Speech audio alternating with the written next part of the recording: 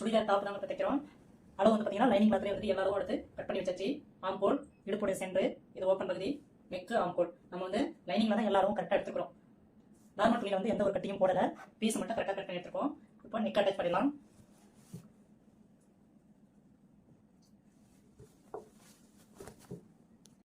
Lining துணி தான் cut பண்ணிருக்கோம். நார்மல் துணியில் வந்து நெக்கு, ஆம்கோல் எதுவுமே கட் பண்ணல. லைனிங் கிளாத் தான் ஆம்கோல் கட் பண்ணிருக்கோம். இப்போ நெக் வந்து அட்டாச் பண்ணலாம். 1/2 இன்ச்சில் போயிட்டு ஃபுல் ஸ்டிச் பண்ணிடலாம்.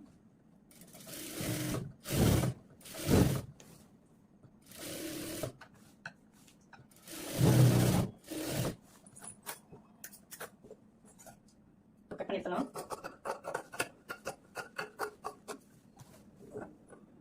அங்கேயும் ஒரு கட் போடலாம். கட்டு போட்டு திருப்பி ஸ்டிச் பண்ண மட்டும் தான் ஷேப் நல்லா வரும்.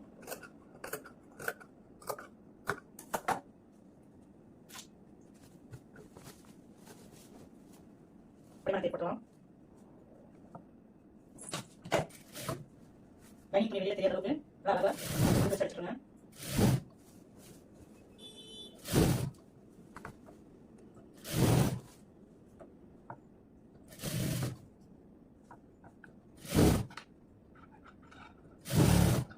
பீஸ் வந்து எடுக்க தேவையில்ல, படிமான தேவையில்லை, சுற்றி வச்சலாம்.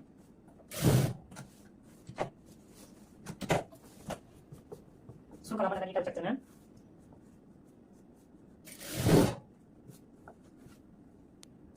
ஒரு பக்கம் படிமான தையல் போட்டோம், இந்த பக்கம் போடும்போது இப்படி போட்டு நமக்கு கொஞ்சம் கண்டிப்பாக இருக்கும். சூப்பராக வலிச்சு விட்டுருங்களா, அழகாக வலிச்சுட்டு கொஞ்சம் கொஞ்சமாக சுருட்டி எடுத்துக்கோங்க. இழுத்து சுருக்கலாம அழகாக கொஞ்சம் கொஞ்சமாக மடிச்சு எடுத்துங்க.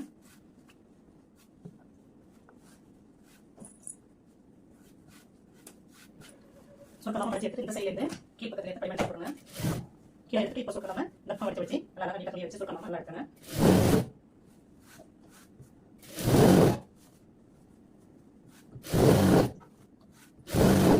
என்ன சுருக்கமாக வராதுன்னா உங்களுக்கு வந்து கட்டிங் எப்படி பண்ணிக்கலாம், பாப்போட ஷேப் அழகாக உங்களுக்கு கிடைச்சிடும்.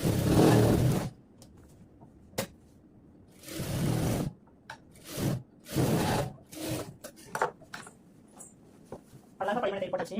இப்போ எக்ஸ்ட்ரா பீஸ் எல்லாமே கட் பண்ணி எடுக்கலாம். சைட் பீஸ் எல்லாமே கட் பண்ணி எடுத்தாச்சு. இது வந்து back side, front side type பண்ணலாம்.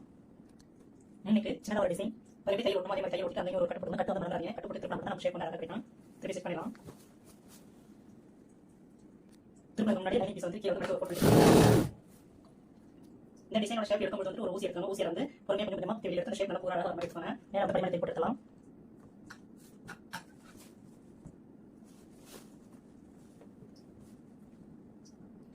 ஸ்லீவ்ஸ் ஜாயின் பண்ணும்போது ஆம்கோல் வந்துட்டு இந்த பக்கம் இருக்குதோ முன் பக்கம் தான் தைக்கணும், பார்த்துடுங்க. இந்த சென்டர் வி கட்டிங் போட்டு எல்லா கட்டிங் வந்து சோல்டரில் லைட்டாக முன்னாடி வச்சுனா நம்ம வந்து ஷேப் எடுக்கணும். அப்போ தான் வந்து திருப்பி அடிக்கும்போது இந்த சுருக்கம் வராமல் இருக்கும். கவனமாக அடிச்சிங்கன்னா இது வந்து சுருக்கமே வேறு அழகாக இருக்கும்.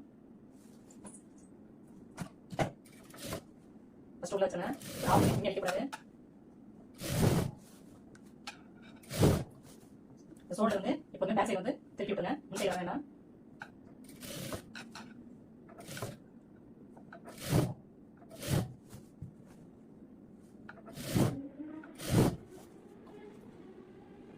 கையை வந்து எப்போது இழுக்காதீங்க, இழுக்காம இந்த சைடு ஷேப் பண்ணலாம்.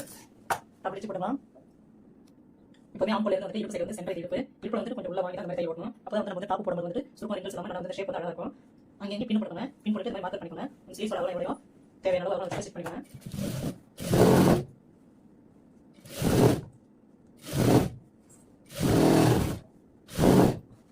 இந்த ஷேப் மாதிரி ரவுண்ட் ஷேப் வந்து இந்த கட்டிங் வந்து ஸ்டாப் பண்ணிடணும். இங்கே ஒரு இன்ச்சு விட்டணும், ஒரு இன்ச்சு விட்டு ஸ்டாப் பண்ணி வச்சுங்க. ரப் அடிச்சிடலாம். ரப் அடிச்சுட்டு ஊசி எடுக்காம திருப்பிக்கோங்க அடுத்த ஸ்டிச்சிங்க்கு. இது மேலேயே வந்து கொஞ்சம் தூரம் 1 இன்ச் வரைக்கும் மேலே ஓட்டினா நீங்கள் அடுத்த தையல் வந்து பிரிச்சு வேண்டாம். கொஞ்சம் தூரம் ஓட்டியாச்சு. திருப்பி அடுத்த ரெண்டாவது தையலுக்காக ஒரு 1/2 இன்ச் விட்டு எக்ஸ்ட்ரா எடுத்து பிரிச்சு ஓட்டிக்கலாம். சுடிதார் எப்போதுமே வந்து மூச்சு இப்போ வந்து நீங்கள் வந்து துணியை வெளியில் எடுக்க தேவையில்ல. ரப் அடிச்சுட்டு பின் சைடு போகும்போது ஊசி உள்ள உட்கார திருப்பிக்கோங்க. அடுத்த தையலுக்காக லைட்டாக ஊசி எடுத்து பக்கத்தில் 3 தையல் பக்கத்தில் ஓட்டிக்கலாம். ரப் அடிச்சுக்கோங்க.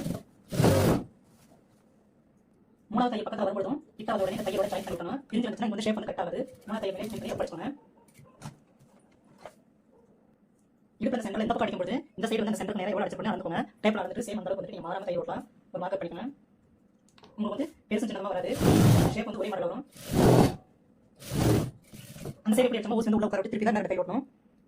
சைடு வந்து மடிச்சு தைக்கிறது 1/2 இன்ச்சு கொஞ்சம் கூட, ரொம்ப ஜாஸ்தி மடிக்க வேண்டாம். 1/2 இன்ச்சுக்கு லைட்டாக ஒரு கோடு கூட வச்சு இங்கே கீழே இருந்து ஸ்டிச் பண்ணிடலாம்.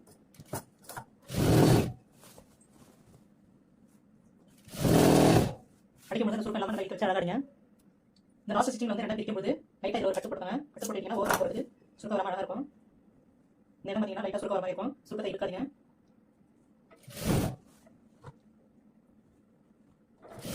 இந்த சென்டர் வந்து கரெக்டாக 3/4 இன்ச் மேலே ஏற்றி தான் நம்ம திருப்பணும். ஊசி உள்ள உட்கார வச்சு அதுக்கு பிறகு நம்ம திருப்பிக்கலாம். அந்த பக்கம் எவ்வளோ துணி மடிச்சோமோ அதே மாதிரி இந்த சைடு மடிச்சலாம். லாஸ்ட் ஊசி உட்கார உடனே திருப்பிக்கலாம். இந்த பக்கம் எவ்வளோ மடிக்க வச்சுக்கோமோ அதே மாதிரி ப்ரொஜெக்ஷன் பண்ணிடலாம்.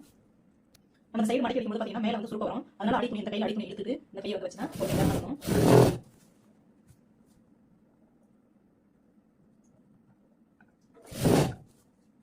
கீழே வந்து மடிச்சு அடிக்கும்போது அடுத்த சைடு வந்துட்டு அளந்துக்கோங்க. பேக் சைடு எவ்வளோ இருக்கோ இதே சைடு சேம் இந்த அளவுக்கு வந்துட்டு அளந்துட்டு கரெக்டாக மடிச்சு போட் பண்ணிக்கோங்க. ஃபுல்லாக ஒரு ஸ்டிச்சிங் பண்ணி போட்டியாச்சு. அடுத்த ஸ்டிச்சிங் பண்ணும்போது மேல் பக்கம் விடலாம். மேல் பக்கம் ஸ்டார்ட் பண்ணி ஃபுல்லாக ரவுண்ட் அடிச்சிடலாம். டாப் ரெடி ஆச்சு.